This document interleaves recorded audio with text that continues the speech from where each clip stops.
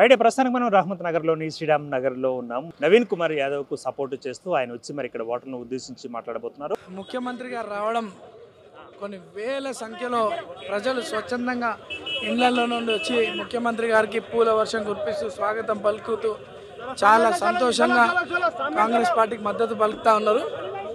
ఈరోజు కొన్ని వేల సంఖ్యలో వచ్చినారు.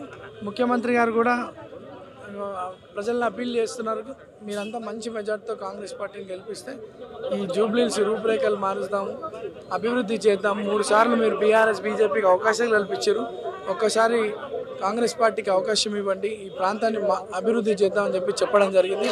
ప్రజలకు ఒక బలమైన భరోసా నమ్మకం కల్పిస్తున్నాడు ముఖ్యమంత్రి గారు.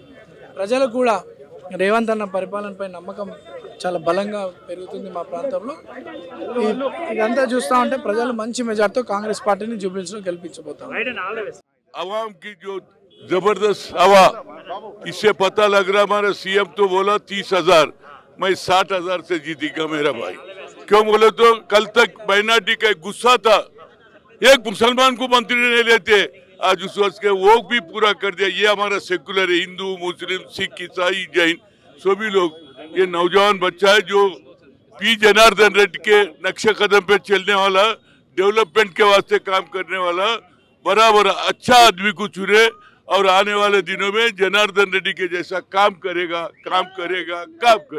భారీ బహిరంగ సభను ముగించుకొని మరి నవీన్ యాదవ్ కూడా మరి ఆంధ్ర ప్రభుత్వం ముచ్చరించడం జరిగింది. మరి ఇక్కడ కూడా మరి అదేవిధంగా జూబ్లీ హిల్స్ మొత్తం మీద తనదే ఆధిపత్యపు పోరు కొనసాగుతుందంటూ మరి అన్ని ఓట్లు తనకే పడతాయంటూ కూడా ధీమా వ్యక్తం చేసిన పరిస్థితి.